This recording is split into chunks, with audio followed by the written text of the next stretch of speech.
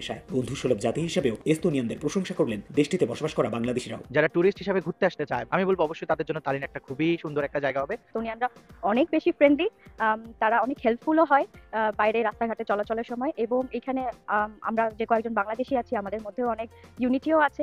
Programming সহ তথ্য ও যোগাযোগ প্রযুক্তি খাতে দক্ষতা থাকলে এস্তোনিয়ায় এখনো অভিবাসীদের জন্য পর্যাপ্ত সুযোগ আছে বলে জানান এস্তোনিয়ানরা। I have met very nice Bangladeshi young people here in Estonia, and I found them very nice and cheerful and the most loving persons I have ever seen. Estonia is, if you know, home of Skype and Wise and Bolt, and so those companies definitely need some. জার্মানির পরেই আমাদের যে দেশটার কথা সব সময় মনে হয় বা যে দেশে আমরা অ্যাপ্লাই করতে চাই সেটা হচ্ছে এস্তোনিয়া। সো আমরা এস্তোনিয়াতে কিভাবে অ্যাপ্লাই করব? সো এস্তোনিয়াতে অ্যাপ্লাই করার জন্য আপনাকে কিছু স্টেপ ফলো করতে হবে। অ্যান্ড এস্তোনিয়াতে অ্যাপ্লাই করলে বাংলাদেশিদের জন্য সবচেয়ে বড় সুবিধা সেটা হচ্ছে জার্মান এম্বাসি থেকেই কিন্তু আপনারা ভিসা প্রসেসিং করতে পারছেন। এছাড়া সৌদি আরব, দুবাই, কাতার, ওমান, বাহরাইন, আমাদের মধ্যপ্রাচ্যের দেশে যে ভাই ব্রাদাররা থাকেন, আপনারা যদি অ্যাপ্লাই করেন তাহলে ওয়ার্ক পারমিট আসলে কোথা থেকে আপনারা প্রসেস করবেন, এটা হচ্ছে একটা চিন্তার বিষয়। এটা হচ্ছে কোনো চিন্তার কোনো কারণ নাই। আপনারা বাংলাদেশে এসে বাংলাদেশ থেকে কিন্তু জার্মান এম্বাসি থেকে ভিসা প্রসেসিং করতে পারবেন। দ্বিতীয়ত হচ্ছে আপনারা নিকটস্থ জার্মানিয়ান এম্বাসি থেকে কিন্তু আপনারা ভিসা প্রসেসিং করতে পারবেন, অথবা এস্তোনিয়ান এম্বাসি আলাদাভাবে রয়েছে অন্যান্য দেশে।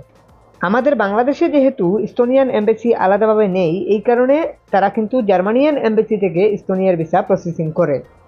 যেমন বিএফএস গ্লোবাল থেকে, ইন্ডিয়ার বিএফএস গ্লোবাল থেকে বিভিন্ন দেশের ভিসা প্রসেসিং হয়, ঠিক তেমনিভাবে জার্মান এম্বাসি থেকে জার্মান ভিসা প্রসেসিং যেমন হয়, ঠিক তেমনিভাবে এস্তোনিয়ার ভিসা প্রসেসিংও হয়ে থাকে। এস্তোনিয়াতে যাওয়ার পরে আপনি ফার্স্ট অফ অল আপনাকে 3 বছর থাকতে হবে। 3 বছর থাকার পরে আপনি টেম্পোরারি রেসিডেন্সিপ পাবেন। তারপর হচ্ছে আপনি পার্মানেন্ট রেসিডেন্সিপের জন্য পরবর্তীতে আবেদন করতে পারবেন। এস্তোনিয়ার ভিসা আবেদন করার জন্য আপনাকে বেশ কিছু ডকুমেন্টসের মধ্যে দিয়ে যেতে হবে।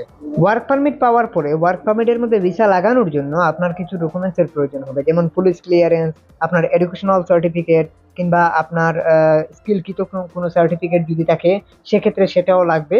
এই সমস্ত বিভিন্ন সার্টিফিকেট যদি আপনার থাকে তাহলে অবশ্যই আপনি অ্যাপ্লাই করতে পারবেন ভিসার জন্য। যদি না থাকে সেক্ষেত্রে আপনি যদি নন স্কেল ক্যাটাগরিতে ওয়ার্ক পারমিট পান, সেক্ষেত্রে নন স্কেল ক্যাটাগরিতে কোনো ডকুমেন্টস ছাড়াই কিন্তু আপনি অ্যাপ্লাই করতে পারবেন ভিসার জন্য। তারপর আপনাকে একটা ডেট তারা দেবে, এই ডেটে গিয়ে আপনাকে কিন্তু বায়োমেট্রিকটা দিয়ে আসতে হবে, অর্থাৎ ফিঙ্গারপ্রিন্টটা দিতে হবে। এখন আমাদের প্রশ্ন হচ্ছে যে এস্তোনিয়াতে কি বর্তমানে কর্মী সংকট রয়েছে? সেটা আমরা যদি একটু রিসার্চ করলাম গুগল থেকে, দেখা যাচ্ছে যে তাদের কিন্তু বিশাল কর্মী সংকট কিন্তু বর্তমানে কিন্তু রয়েছে। আমরা এই নোটিশটা দেখেই কিন্তু পরিষ্কার হতে পারলাম যে এস্তোনিয়াতে বর্তমানে কিন্তু বিশাল একটা কর্মী সংকট চলছে। এখন প্রশ্ন হচ্ছে যে ভিসার জন্য যে আমরা আবেদন করব, এটা কখন আবেদন করব? এটা ওয়ার্ক পারমিট আসার পরে কিন্তু আপনার ভিসার ধাপ, অর্থাৎ ভিসার জন্য আপনাকে আবেদন করতে হবে। ভিসার জন্য আবেদন করতে গেলে আপনার মূলত পাসপোর্টের প্রয়োজন, কিন্তু ওয়ার্ক পারমিটের জন্য আবেদন করতে গেলে আপনার কোনো পাসপোর্টের প্রয়োজন নাই। আপনার জন্ম নিবন্ধন হলে হবে, এনআইডি কার্ড হলেও আপনি কিন্তু ওয়ার্ক পারমিটের জন্য আবেদন করতে পারবেন। আমরা অনেকেই দ্বিধাদ্বন্দ্বে থাকি যে আসলে জন্ম নিবন্ধন দিয়ে ওয়ার্ক পারমিটের জন্য আবেদন হয়, এনআইডি দিয়ে ওয়ার্ক পারমিটের জন্য আবেদন হয়, তাহলে পাসপোর্টের কি দরকার হয়? পাসপোর্টের দরকার ভিসা লাগানোর জন্য। পাসপোর্টের দরকার যখন আপনি ভিসা ইস্যু করতে যাবেন বা ভিসা লাগাতে যাবেন ওয়ার্ক পারমিটে, তখনই কিন্তু আপনার পাসপোর্টের প্রয়োজন। তার আগ মুহূর্ত পর্যন্ত আপনার পাসপোর্টের প্রয়োজন নাই। আমি আপনাদেরকে বলবো যে যাদের মূলত ওয়ার্ক পারমিট মানে পাসপোর্ট নাই, তারা আসলে ওয়ার্ক পারমিটের জন্য আবেদন করার জন্য অন্তত পাসপোর্টটা করতে যাবেন না। পাসপোর্ট তখনই করবেন যখন আপনার ওয়ার্ক পারমিট আপনার হাতে চলে আসবে। আশা করি বুঝতে পেরেছেন ফুল প্রসিডিওরটা। এখন প্রথম স্টেপই হচ্ছে আপনাকে ওয়ার্ক পারমিটের জন্য আবেদন করা। কিভাবে আপনি ওয়ার্ক পারমিটের জন্য আবেদন করবেন আজকের ভিডিওতে সব কিছুই দেখিয়ে দেওয়ার চেষ্টা করব। বাংলাদেশে কোন কোন দেশের এম্বাসি রয়েছে এটা আমাদেরকে জানতে হবে। দেখুন, ডেনমার্কের এম্বাসি বাংলাদেশে রয়েছে, ফ্রান্সের এম্বাসি বাংলাদেশে রয়েছে, তারপর হচ্ছে আপনার জার্মানির এম্বাসি, ইতালির এম্বাসি, স্পেনের এম্বাসি, সুইডেনের এম্বাসি, সুইজারল্যান্ডের এম্বাসি, এইগুলো কিন্তু বাংলাদেশে রয়েছে। কয়টা? 1 2 3 4 5 6 7 8 8।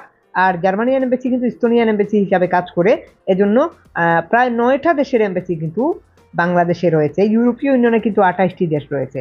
এই কয়েকটা দেশের এম্বাসি কিন্তু বাংলাদেশে রয়েছে, আর বাদ বাকি এম্বাসিগুলো কিন্তু আপনার ইন্ডিয়া থেকে, আমাদের পার্শ্ববর্তী দেশ ইন্ডিয়াতে কিন্তু রয়েছে। এখন প্রশ্ন হচ্ছে আমরা এই বাদ বাকি দেশগুলোতে কি অ্যাপ্লাই করতে পারবো না? অবশ্যই করতে পারবেন। এক্ষেত্রে আপনাকে ইন্ডিয়া থেকে ভিসা লাগাতে হবে। ভিসা লাগানোর জন্য যে কোনো এজেন্সির মাধ্যমে বা যে কোনো মূলত দালালের মাধ্যমেও কিন্তু আপনি চাইলে কিন্তু ভিসাটা লাগাতে পারবেন। তবে সামান্য কিছু টাকা হয়তো বলন লাগবে আপনার। সামান্য টাকা বেশি লাগলেও আপনি কিন্তু এই ঝামেলা থেকে মুক্ত থাকবেন। কি কি ডকুমেন্টস লাগবে তারা কিন্তু চেয়ে নেবে, বিভিন্ন দালাল বা এজেন্সি যাদের কাছে আপনি ভিসা লাগানোর জন্য দেবেন, তো তাদের কাছে দিয়ে দিলেই তারা কিন্তু প্রতিনিয়তই এই টাইপের কাজগুলো করে থাকে। আপনাদেরকে তারা কিন্তু সহযোগিতা করতে পারবে চাইলে। প্রথম সমস্যাটাই হচ্ছে আমাদের ওয়ার্ক পারমিট পাওয়া। ওয়ার্ক পারমিট যদি আমরা পাই তাহলে ভিসার জন্য আপনাকে তেমন কোনো চিন্তা করতে হয় না। এখন প্রশ্ন আসতে পারে যে ভাই আমরা কিভাবে ওয়ার্ক পারমিটের জন্য আবেদন করব। তাহলে চলুন দেখে আসি ওয়ার্ক পারমিটের জন্য কিভাবে আমরা ইস্তোনিয়াতে আবেদন করব। ইস্তোনিয়াতে আবেদন করার জন্য আপনাদেরকে এই ওয়েবসাইটে চলে আসতে হবে। ওয়েবসাইটের লিঙ্ক আমি ভিডিও ডিসক্রিপশনে দিয়ে রাখছি। ওখান থেকে এই ওয়েবসাইটে আসার পরে যদি আপনারা একটু নিচের দিকে আসেন তাহলে এখানের মধ্যে দেখতে পাচ্ছেন প্রায় 3822টা জব কিন্তু এই মুহূর্তে অ্যাভেলেবেল রয়েছে। এখানে প্রতিনিয়তই জব চেঞ্জ হতে থাকে। তো এখান থেকে আপনার কোয়ালিফিকেশন অনুযায়ী জব খুঁজে বাহির করে আপনি কিন্তু অ্যাপ্লাই করতে পারবেন। দেখুন এটা ইস্তোনিয়া ইউরোপাস অ্যান্ড ইউরোপাসের সিভি লাগবে, কারণ এটা ইউরোপাস লেখা আছে এখানে, দেখুন ইউরোপাস। সো ইউরোপাস যেহেতু এটা মিন করছে তারা, ইউরোপাসের সিভি লাগবে, যেহেতু ইউরোপের একটা দেশ, ইউরোপাসের সিভি দিয়ে অ্যাপ্লাই করতে হবে সম্পূর্ণ। আর ইউরোপাসের ফরম্যাটটাই হচ্ছে সবচেয়ে বড় ফরম্যাট। তো এখান থেকে আমরা কনস্ট্রাকশন লিখলাম, একটু কনস্ট্রাকশন লেখার পরে এই যে কনস্ট্রাকশন লেখাটা এটাকে ট্রান্সলেট করতে হবে আমাদেরকে ইস্তোনিয়ান ভাষায়। ট্রান্সলেট করে আমাদেরকে ইস্তোনিয়ান ভাষায় যেটা দাঁড়ায় সেটাকেই আমাদেরকে কপি করতে হবে, কারণ এখানে কনস্ট্রাকশন লিখলে শুধু হবে না, ইস্তোনিয়ান ভাষায় কনস্ট্রাকশন যেটা হয় সেটা আমাদেরকে লিখতে হবে। আমরা এখান থেকে ইস্তোনিয়ান ভাষায় যে কনস্ট্রাকশনটা যেটা বলে সেটা আমরা লিখলাম এখানে, লেখার পরে এটা সার্চ করলাম। সার্চ করার পরে আমরা এখান থেকে ইস্তোনিয়ান ভাষায় কিন্তু এটা লেখা হয়েছে, কনস্ট্রাকশন লেখা হয়েছে ইস্তোনিয়ান ভাষায়। একটু নিচের দিকে যদি আমরা আসি, এখান থেকে আপনাকে এই যে ট্রান্সলেটে প্রেস করে আপনাকে কিন্তু এটা অন্য ভাষায় থাকবে, একটু ইংরেজিতে করে নিতে হবে। তো আমি ট্রান্সলেট করে ইংরেজিতে করে নিলাম বোঝার সুবিধাতে। এখানে দেখুন এটা টিক মার্ক থাকবে, এটা টিক মার্ক থাকবে যেভাবে সেভাবে। তারপর একটু নিচের দিকে যদি আসি না আমরা যদি একটু নিচের দিকে আসি তাহলে এখান থেকে আমরা অসংখ্য জব দেখতে পাচ্ছি। তো এই জবগুলো সবই কিন্তু কনস্ট্রাকশন সাইডের জব, সবই কনস্ট্রাকশন সাইডের job. Construction labour, construction worker হিসাবে আপনি অ্যাপ্লাই করতে পারবেন, কনস্ট্রাকশন সাইডে অ্যাপ্লাই করতে পারবেন। দেখুন এখানে এই যে এখানে আমাদের সবই কিন্তু কনস্ট্রাকশন সাইডের কোম্পানিগুলো আছে, সাথে মানে এটা বাম পাশে কিন্তু দেখাচ্ছে কোম্পানিগুলোর লোগো। হ্যাঁ, এখান থেকে আপনি চাইলে কিন্তু বিল্ডিং কনস্ট্রাকশন ওয়ার্কার হিসাবে অ্যাপ্লাই করতে পারবেন। কনস্ট্রাকশন সবই কনস্ট্রাকশন জেনারেল ওয়ার্কের জব এখানে বেশিরভাগ ক্ষেত্রেই রয়েছে। হ্যাঁ, কনস্ট্রাকশন সাইডের বিভিন্ন জব কিন্তু এখানে রয়েছে। সো আপনি বিভিন্ন কনস্ট্রাকশন সাইডে কিন্তু অ্যাপ্লাই করতে পারেন। এখানে আরো অন্যান্য জব আছে, তবে কনস্ট্রাকশন লেখার কারণে বেশিরভাগ ক্ষেত্রেই কনস্ট্রাকশনের জব দেখাবে। তো আমরা আরো একটু নিচের দিকে যদি আসি তাহলে এখানে দেখুন construction helper, unskilled construction worker. Unskilled construction worker মানে হচ্ছে কোনো স্কিল নাই যাদের, তারা এই জবে অ্যাপ্লাই করতে পারবে। দেখুন এখানের মধ্যে আনস্কিল্ড কনস্ট্রাকশন ওয়ার্কার লেখা আছে। তো এখান থেকে আমরা যদি একটু দেখি তাহলে খুব ভালোভাবেই কিন্তু আমরা এখানে সবকিছুই দেখতে পাচ্ছি। এখান থেকে তেমন কিছু লেখা নেই, যেহেতু আনস্কিল্ডের জব এখানে তেমন কিছু লেখা থাকবেও না। তো এখান থেকে আমরা আবারও ট্রান্সলেটে প্রেস করলাম, একটু কনফার্ম হলাম এটা ইংরেজি ভাষায় আছে কিনা। অবশ্যই এটা ইংরেজি ভাষায় আছে। তো এখান থেকে আমাদেরকে যেটা করতে হবে সেটা হচ্ছে যে আমরা সবকিছু একটু ভালো করে পড়তে পারি। এখানে সবকিছু একটু ভালোভাবে পড়বেন, পড়লেই কিন্তু আপনি সব বুঝতে পারবেন। তো এখান থেকে আর তেমন কিছু পড়ার মতো নাই। এখানে তারা যা বলতেছে তাই, ফুল টাইম জব হবে এগুলাই। সো এখানে এগুলা একটু দেখে নেবেন। এই যে জব লোকেশন, এই লোকেশনটা সার্চ করতে পারেন আপনি গুগল আর্থে এসে সার্চ করলে কিন্তু আপনি আপনার লোকেশনটা পেয়ে যাবেন। সো কোন লোকেশনে জবটা হবে সেটা কিন্তু আমরা এখান থেকে দেখতে পাচ্ছি। এই লোকেশনে জবটা হবে, আমরা কিন্তু এটা কিন্তু কনফার্ম হয়ে গেলাম। এটা কোন জায়গা এখন আমাদেরকে বুঝতে হবে। তো এটা বোঝার জন্য আমরা যদি একটু জুম আউট করি তাহলে কিন্তু আমরা খুব সহজেই কিন্তু বুঝে নিতে পারবো এটা কোন শহর, কোন দেশ, কোন জায়গা। সো এই স্টেজটা আমাদেরকে বুঝতে হলে আমাদেরকে কিন্তু একটু জুম আউট করতে হচ্ছে। জুম আউট করলাম, জুম আউট করে দেখুন এটা ইস্তোনিয়া লেখা আছে। হ্যাঁ, এটা ইস্তোনিয়া, অর্থাৎ ইস্তোনিয়াতে আমরা কিন্তু অ্যাপ্লাই করতে যাচ্ছি। একদম সমুদ্র পাড়ের একটা দেশ, সমুদ্র পাড়ের একটা শহরে কিন্তু আমাদের মূলত জব হতে যাচ্ছে। সো আমরা ওখানে অ্যাপ্লাই করছি। সো এখানে দেখুন আমরা জব লোকেশন বুঝতে পারলাম। এখন যদি আমরা অ্যাপ্লাই করতে চাই তাহলে এখানে একটা ইমেল অ্যাড্রেস আপনারা দেখতে পাচ্ছেন। সো এই মেইল অ্যাড্রেসের মাধ্যমে কিন্তু আপনাকে কিন্তু অ্যাপ্লাই করতে হবে। সো এই মেইল অ্যাড্রেসের মাধ্যমে খুব সহজেই কিন্তু আপনারা অ্যাপ্লাই করে নিতে পারবেন। আমি মেইল অ্যাড্রেসে প্রেস করলাম, প্রেস করার পর এখান থেকে আমাকে মেইলে নিয়ে চলে আসলো। তো আমি একটু ব্যাক করলাম, ব্যাক করার পিছনের কারণ হচ্ছে এখানে আবারও আমি প্রেস করলাম, একটু দাঁড়ান আমি দেখাচ্ছি। এখান থেকে যদি আমরা একটু আমরা একটা জিমেল চুজ করে নিলাম, তারপরে এটা জিমেল চুজ করে নিলাম আপনাদের দেখানোর স্বার্থে জাস্ট ঢুকেছি এখানে। তো এখান থেকে আমরা যদি থ্রি লাইনে প্রেস করি, ওই যে উপরে ওটাতে প্রেস করি, এটা দাঁড়ান আমি দেখাচ্ছি। এখান থেকে একটা বিষয় আমাদেরকে করতে হবে, এই যে এখান থেকে এটাকে টোটালি কপি করতে পারেন আর কি। এখানে সাবজেক্টে কিছু না দিলেও হয়, আমি দিচ্ছি আপনাদেরকে দেখানোর স্বার্থে। তো আমি এই লেখাটাকেই আবার সাবজেক্টে বসিয়ে দিলাম।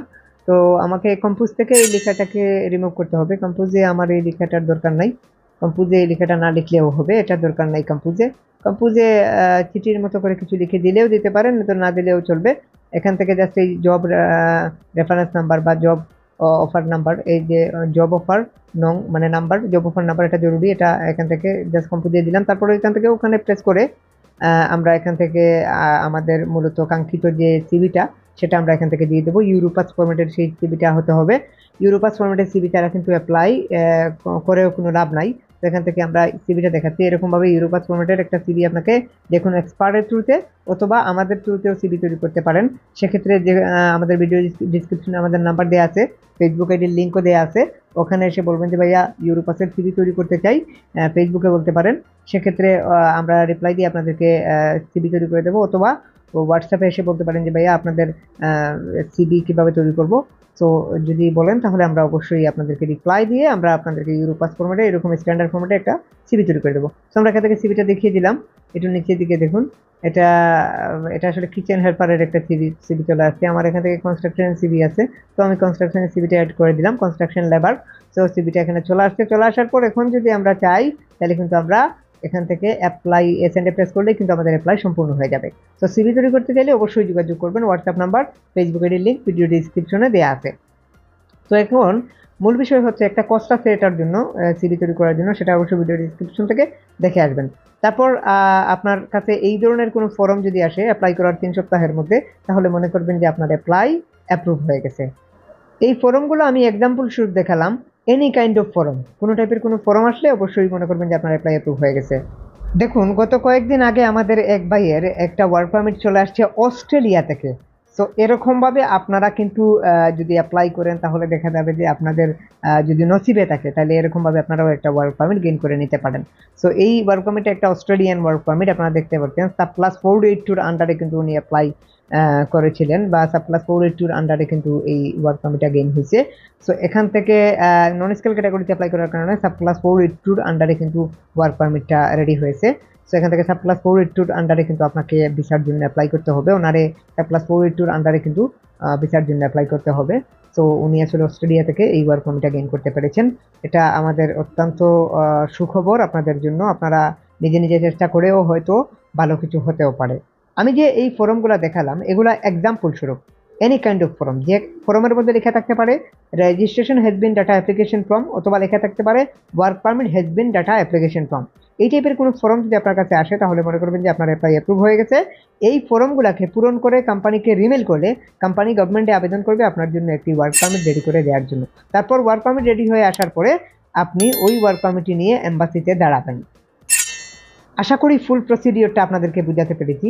যদি কারো কিছু বুঝতে অসুবিধা হয় অবশ্যই কমেন্ট সেকশনে কমেন্ট করবেন, আর অবশ্যই চ্যানেলটি সাবস্ক্রাইব করে সবাই সাথে থাকবেন। আর বিষয় হচ্ছে সিভি তৈরি করতে চাইলে আমাদের সাথে অবশ্যই যোগাযোগ করবেন। অ্যাপ্লাই বিষয়ে কোনো সহযোগিতা লাগলে অবশ্যই আমাদের সাথে যোগাযোগ করতে পারেন। এক্ষেত্রে আমাদের নাম্বার এবং ফেসবুক আইডির লিঙ্ক ভিডিও ডিসক্রিপশনে দেওয়া আছে, ওখানে এসে বলবেন যে ভাইয়া সিভি তৈরি করতে চাই। সেক্ষেত্রে আমরা রিপ্লাই দিয়ে আপনাদেরকে একটা সিভি তৈরি করে দেওয়ার চেষ্টা করব ইউরোপাস ফরম্যাটে। তার জন্য একটা কষ্ট আছে, সেটা অবশ্যই ভিডিও ডিসক্রিপশন থেকে একটু কষ্ট করে দেখে আসবেন। সবাই ভালো থাকুন। আজকের মতো এই পর্যন্তই। খোদা হাফিজ।